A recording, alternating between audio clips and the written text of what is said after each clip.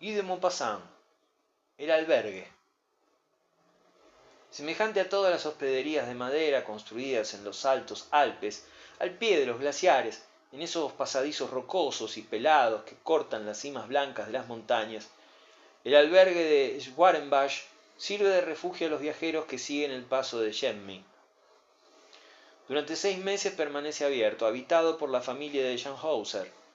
Después, en cuanto las nieves se amontonan, llenando el valle y haciendo impracticable la bajada de Loesch, las mujeres, el padre y los 3 hijos se marchan y dejan al cuidado de la casa al viejo guía, Caspar Hahn, con el joven guía, Ulrich Kunzi, y Sam, un gran perro de montaña. Los 2 hombres y el animal se quedan hasta la primavera en aquella cárcel de nieve, teniendo ante los ojos solamente la inmensa y blanca pendiente del Balnhorn, rodeados de cumbres pálidas y brillantes, encerrados, bloqueados, sepultados bajo la nieve que asciende a su alrededor. Envuelve, abraza, aplasta la casita, se acumula en el tejado, llega a las ventanas y tapia la puerta. Era el día en que la familia Hauser iba a volver a Loesch, pues el invierno se acercaba y la bajada se volvía peligrosa. 3 mulos partieron delante, cargados de ropas y enseres y guiados por los 3 hijos. Después la madre, Jeanne Hauser, y su hija Louise subieron a un cuarto mulo y se pusieron en camino a su vez. El padre la seguía acompañado por las 2 guardas que debían escoltar a la familia hasta lo alto de la pendiente.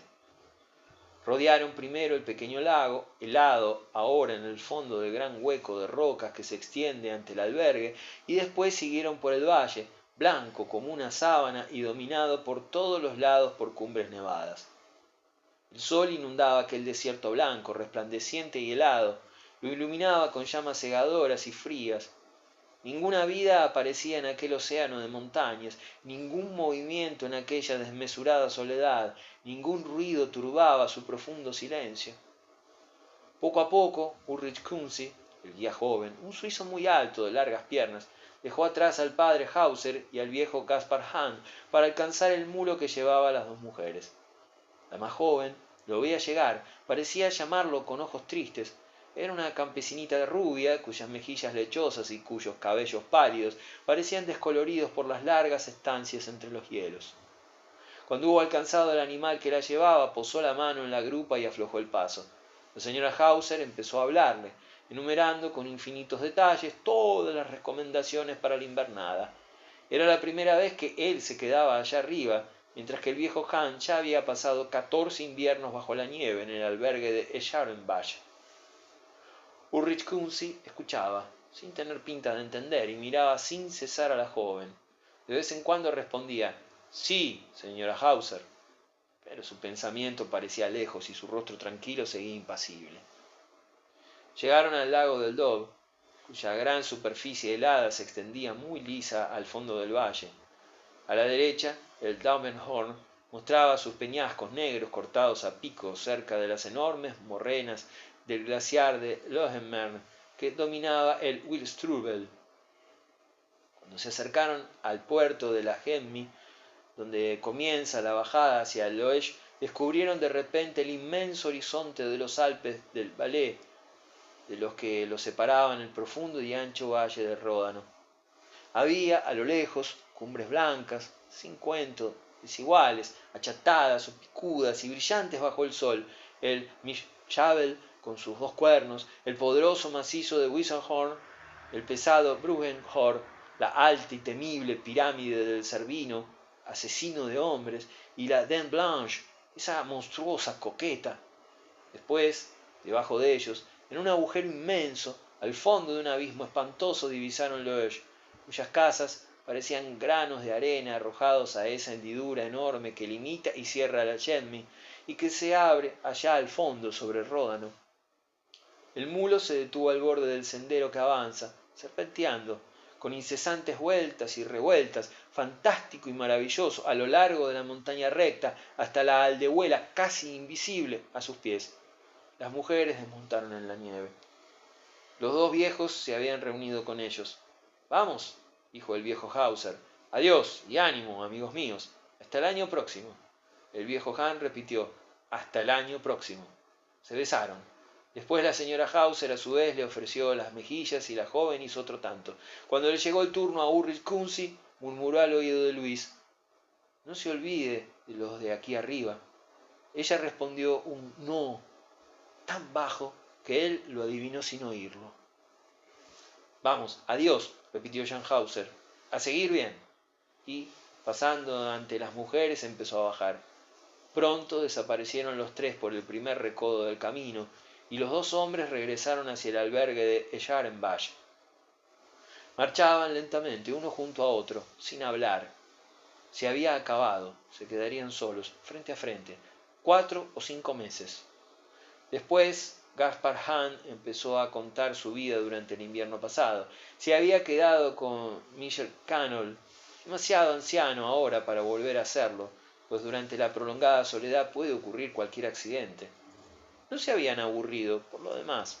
Todo estribaba en resignarse desde el primer día, y se acaba por inventar distracciones, juegos, muchos pasatiempos. Ulrich Kunsi lo escuchaba, los ojos bajos, siguiendo con el pensamiento a los que bajaban hacia el pueblo por todas las ondulaciones de la Yedmi. Pronto divisaron el albergue apenas visible, tan pequeño, un punto negro al pie de la monstruosa ola de nieve. Cuando abrieron, Sam, el gran perro rizoso, empezó a brincar en torno a ellos. «Vamos, hijo», dijo el viejo Gaspar, «ya no tenemos mujeres ahora, hay que hacer la cena. Monda patatas». Y los dos, sentándose en taburetes de madera, empezaron a preparar la sopa. La mañana del día siguiente le pareció larga a Ulrich Kunsi. El viejo Hahn fumaba y escupía a Lar, mientras que el joven miraba por la ventana la resplandeciente montaña frontera a la casa.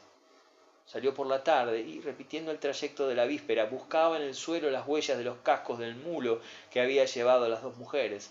Después, cuando estuvo en el puerto de la Yedmi, se tumbó sobre el vientre al borde del abismo y miró hacia Loesch. El pueblo, en su pozo de rocas, aún no estaba anegado bajo la nieve, aunque ésta llegase muy cerca, detenida en seco por los bosques de abetos que protegían sus alrededores. Sus casas bajas parecían, desde allá arriba, adoquines en un prado. La hija de los Hauser estaba allí ahora, en una de aquellas grises moradas. ¿En cuál? Ulrich Kunsi se hallaba demasiado lejos para distinguirlas por separado. ¿Cómo le hubiera gustado bajar mientras aún estaba a tiempo? Pero el sol había desaparecido tras la gran cima del Wildstrubel, y el joven regresó. El viejo Hahn fumaba. Al ver entrar a su compañero le propuso una partida de cartas y se sentaron uno frente a otro a ambos lados de la mesa. Jugaron mucho tiempo a un juego sencillo que se llamaba brisca y después, habiendo cenado, se acostaron. Los días siguientes fueron parecidos al primero, claros y fríos, sin nuevas nieves. El viejo Gaspar se pasaba las tardes acechando a las águilas y a los pocos pájaros que se aventuran por aquellas cumbres heladas, mientras que Ulrich volvía regularmente al puerto de la Yedmi para contemplar el pueblo. Después jugaban a las cartas, a los dados, al dominó, ganaban y perdían pequeños objetos para dar interés a las partidas. Una mañana, Hahn, que se había levantado el primero, llamó a su compañero. Una nube movediza, profunda y ligera, de espuma blanca, se abatía sobre ellos. A su alrededor, sin ruido, los sepultaba poco a poco bajo un espeso y sordo colchón de nieve. Duró 4 días y 4 noches. Hubo que despejar la puerta y las ventanas, cavar un pasillo y tallar peldaños para escalar aquel polvo helado que 12 horas de escarcha había vuelto más duro que el granito de las morrenas. Entonces vivieron como prisioneros, sin aventurarse ya lejos de su morada. Se habían repartido las tareas que realizaban con regularidad. Ulrich Kunsi se encargaba de fregar, de lavar, de todos los cuidados y tareas de limpieza. También era él que partía la leña, mientras que Gaspar Hahn cocinaba y mantenía el fuego. Sus quehaceres, regulares y monótonos, eran interrumpidos por largas partidas de cartas o de dados. Nunca reñían, pues los dos eran tranquilos y plácidos. Tampoco nunca se mostraban impacientes, de mal humor, ni se decían palabras agrias, pues habían hecho provisión de resignación para la invernada en las cumbres. A veces el viejo Gaspar cogía su escopeta y se marchaba en busca de gamuzas. Mataba alguna de vez en cuando. Entonces era día de fiesta en el albergue de Schaarenbach, con un gran banquete de carne fresca. Una mañana salió así. El termómetro de fuera marcaba 18 grados bajo cero.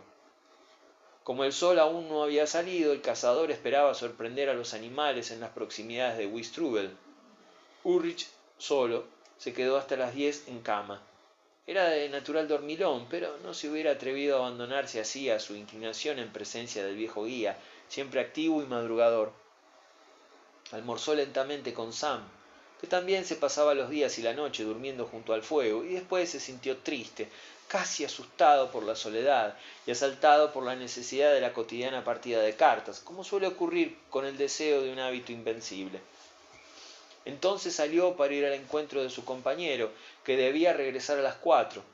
La nieve había nivelado todo el profundo valle, colmando las grietas, borrando los dos lagos, acolchando las rocas, formaba solo entre las inmensas cumbres una inmensa concavidad blanca regular, cegadora y helada.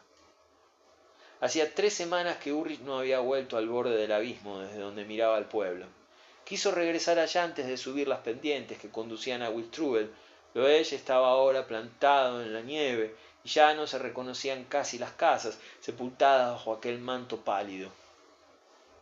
Después, girando a la derecha, llegó al glaciar de Loermer. Avanzaba con su paso largo de montañés, golpeando con su bastón herrado la nieve, dura como una piedra, y buscaba con su aguda vista el puntito negro inmóvil a lo lejos sobre aquella alfombra desmesurada. Cuando estuvo a la orilla del glaciar se detuvo, preguntándose si el viejo habría tomado aquel camino. Después se puso a bordear las morrenas con pasos más rápidos e inquietos. La luz disminuía. La nieve se volvía rosada, un viento seco y helado corría con bruscas ráfagas sobre su superficie de cristal. Ulrich lanzó una llamada aguda, vibrante, prolongada. La voz se perdió en el silencio de muerte en el que dormían las montañas. Corrió a lo lejos sobre las olas inmóviles y profundas de espuma glacial, como un grito de pájaro sobre las olas del mar. Después se extinguió sin que nada le respondiese. Reanudó la marcha.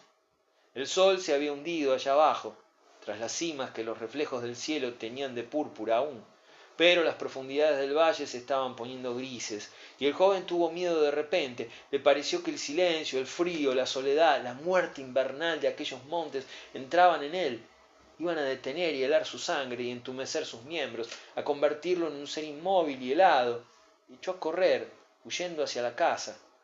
El viejo pensaba, habría regresado durante su ausencia, había tomado otro camino, estaría sentado al amor de la lumbre con una gamuza muerta a sus pies. Pronto divisó el albergue. No salía ningún humo. Ulrich corrió más deprisa, abrió la puerta. Sam se abalanzó a hacerle fiestas, pero Gaspar Hahn no había regresado. Asustado, Kunzi giró sobre sí mismo, como si hubiera esperado descubrir a su compañero escondido en un rincón. Después encendió el fuego y preparó la sopa, esperando siempre ver aparecer al anciano. De vez en cuando salía para ver si llegaba. Había caído la noche, la macilenta noche de las montañas, la pálida noche, la lívida noche que iluminaría al borde del horizonte una media luna amarilla y fina a punto de ocultarse tras las cumbres. Después el joven volvía a entrar. Se sentaba, se calentaba los pies y las manos, imaginando todos los posibles accidentes. Gaspar había podido romperse una pierna, caer en un hoyo, dar un paso en falso que le había torcido el tobillo y permanecía tendido en la nieve, presa del frío, entumecido, angustiado, perdido, quizás pidiendo auxilio, llamando con toda la fuerza de sus pulmones en el silencio de la noche. Pero, ¿dónde? La montaña era tan vasta, tan dura, tan peligrosa en las cercanías, sobre todo en esta estación, que habrían sido precisos 10 o 20 guías y caminar durante 8 días en todas las direcciones para encontrar un hombre en aquella inmensidad.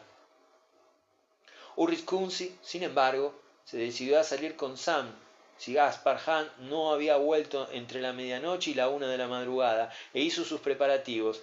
Metió víveres para 2 días en una bolsa, cogió sus garfios de hierro, se arrolló a la cintura una cuerda larga, delgada y fuerte, comprobó el estado de su bastón herrado y de la hachuela que sirve para tallar escalones en el hielo. Después esperó. El fuego ardía en la chimenea, el gran perro roncaba bajo la claridad de la llama, el reloj palpitaba como un corazón con golpes regulares en su caja de madera sonora.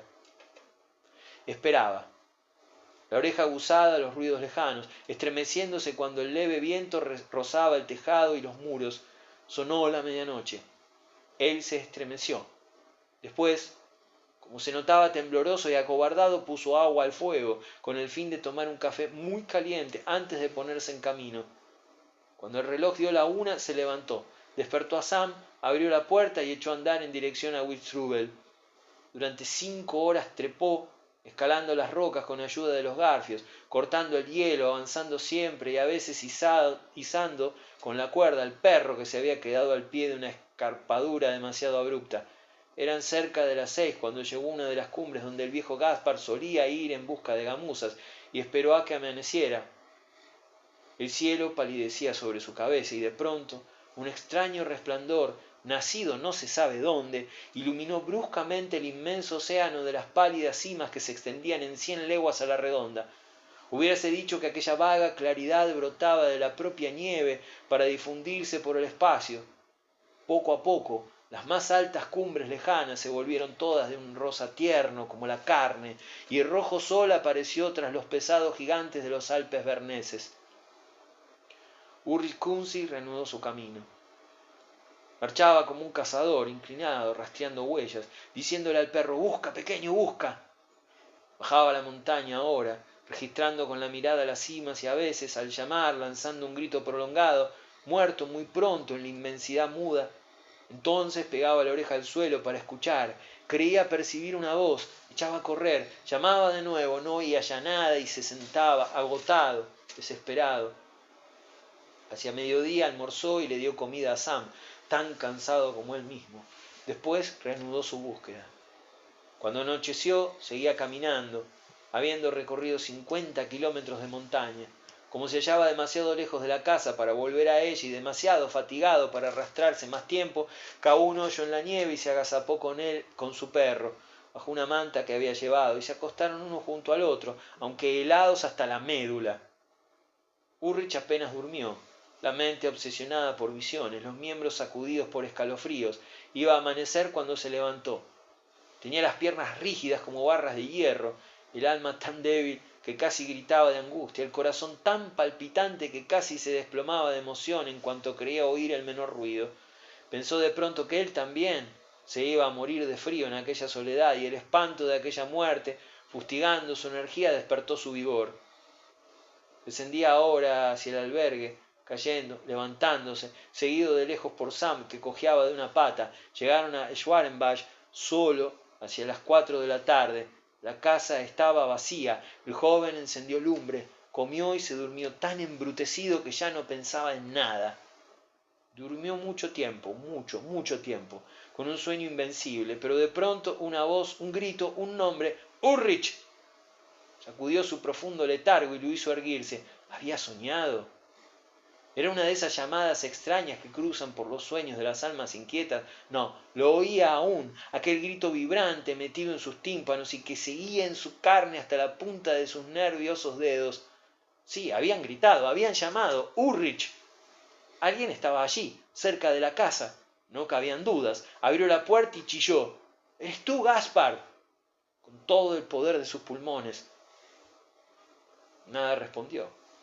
Ni el menor sonido, ni el menor murmullo, ni el menor gemido, nada. Era de noche. La nieve estaba descolorida. Se había levantado viento, ese viento helado que raja las piedras y que no deja nada vivo en aquellas alturas abandonadas. Pasaba con ráfagas bruscas, más agostadoras y mortales que el viento de fuego del desierto. Ulrich gritó de nuevo: «¡Gaspar!». Después esperó. Todo seguía mudo en la montaña. Entonces el espanto lo sacudió hasta los huesos.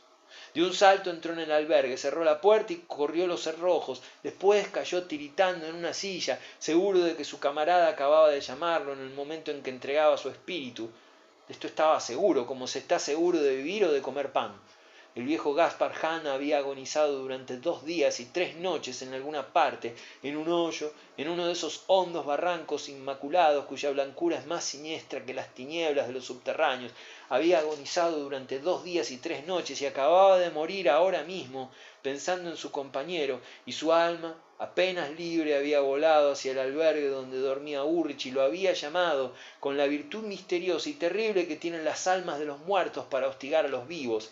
había gritado, esa alma sin voz, dentro del alma abrumada del durmiente, había gritado su postrer adiós, o su reproche, o su maldición al hombre que no había buscado lo bastante. Y Ulrich la sentía allí, muy cerca, detrás del muro, detrás de la puerta que acababa de cerrar. Merodeaba, como un ave nocturna que roza con sus plumas una ventana iluminada, y el joven enloquecido estaba a punto de gritar de horror. Quería huir y no se atrevía a salir, no se atrevía ni se atrevería ya en adelante, pues el fantasma se quedaría allí, día y noche alrededor del albergue, mientras el cuerpo del viejo guía no fuera hallado y depositado en la tierra bendita de un cementerio. Llegó el día y Kunsi recobró parte de su seguridad con el brillante retorno del sol. Preparó su comida, hizo la del perro y después se quedó en una silla inmóvil, el corazón torturado pensando en el viejo tendido en la nieve. Después, en cuanto la noche cubrió la montaña, nuevos terrores lo asaltaron. Caminaba ahora por la cocina oscura, apenas iluminada por la llama de una candela. Caminaba de un extremo a otro de la pieza, a grandes pasos, escuchando por si el grito espantoso de la otra noche iba a cruzar de nuevo el lóbrego silencio del exterior. Se sentía solo, el desdichado, solo como ningún hombre había estado jamás. Estaba solo en aquel inmenso desierto de nieve, solo a 2000 metros sobre la tierra habitada, sobre las casas humanas, sobre la vida que se agita, bulle y palpita, solo en el cielo helado. Lo atenazaban unas ganas locas de escapar a cualquier sitio, de cualquier manera, de bajar al muelle arrojándose al abismo, pero ni siquiera se atrevía a abrir la puerta, seguro de que el otro, el muerto, le cerraría el camino para no quedarse también solo allá arriba.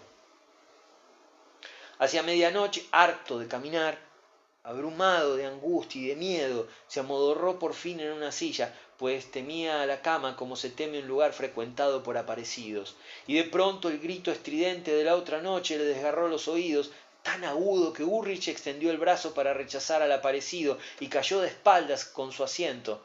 Sam, despertado por el ruido, empezó a aullar como aullan los perros asustados y daba vueltas alrededor de la vivienda buscando de dónde venía el peligro. Al llegar junto a la puerta olfateó por debajo, resoplando y husmeando con fuerza el pelaje erizado, la cola tiesa, gruñendo. Kunsi, enloquecido, se había levantado y sujetando la silla por una pata gritó: «¡No entres! ¡No entres o te mato!». Y el perro, excitado por aquella amenaza, ladraba con furia contra el invisible enemigo que desafiaba la voz de su amo. Sam, poco a poco, se calmó y volvió a tumbarse cerca de la lumbre, pero seguía inquieto, la cabeza alzada, los ojos brillantes y gruñendo entre los colmillos. Ulrich, a su vez, recobró los sentidos, pero como se sentía desfallecer de terror, fue a buscar una botella de aguardiente a la alacena y tomó uno tras otro varios vasos. Sus ideas se volvían vagas, su valor se afirmaba, una fiebre de fuego se deslizaba por sus venas. Casi no comió al día siguiente, limitándose a beber alcohol, y durante varios días seguidos vivió así, borracho como una cuba. En cuanto volvía el pensamiento de Gaspar Hahn, empezaba a beber hasta el instante en que caía al suelo, abatido por la embriaguez, y allí se quedaba, de bruces, borracho, perdido, con los miembros rotos, roncando la frente en el suelo, pero apenas había digerido el líquido enloquecedor y ardiente, el grito siempre, el mismo de «Ulrich». Lo despertaba como una bala que le perforase el cráneo, y se erguía tambaleándose aún, extendiendo las manos para no caer, llamando a Sam en su auxilio. Y el perro, que parecía volverse loco como su amo, se precipitaba a la puerta, la arañaba con las patas, la roía con sus largos dientes blancos, mientras el joven, el cuello hacia atrás, la cabeza alzada, sorbía grandes tragos como si fuera agua fresca tras una carrera, el aguardiente que enseguida adormecería de nuevo su mente y su recuerdo y su pavoroso terror. En 3 semanas se bebió toda su provisión de alcohol.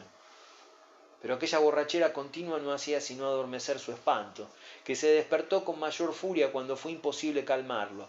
Entonces la idea fija, exasperada por un mes de embriaguez y creciendo sin cesar en la total soledad, penetraba en él a la manera de una barrena.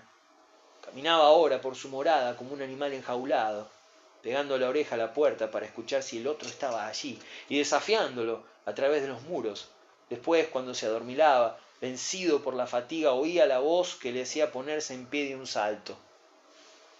Por fin, una noche, semejante a un cobarde sacado de sus casillas, se precipitó hacia la puerta y la abrió para ver al que lo llamaba y para obligarlo a callarse.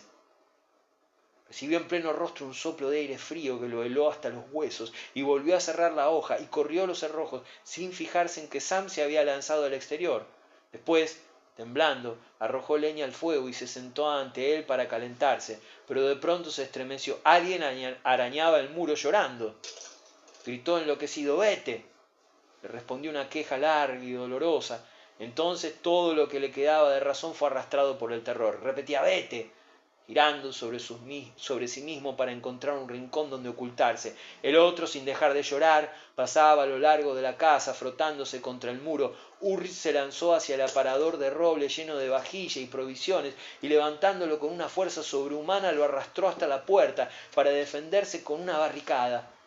Después, amontonando unos sobre otros todo lo que quedaba de muebles, los colchones, los jergones, las sillas, tapó la ventana como se hace cuando el enemigo nos sitia. Pero el de afuera lanzaba ahora grandes gemidos lúgubres, a los que el joven empezó a responder con gemidos similares, y transcurrieron días y noches sin que cesara de aullar uno y otro. El uno giraba sin cesar en torno a la casa y clavaba sus uñas en las paredes con tanta fuerza que parecía querer derribarlas. El otro, dentro, seguía todos sus movimientos, encorvado, la oreja pegada a la piedra, y respondía a todas sus llamadas con espantosos gritos.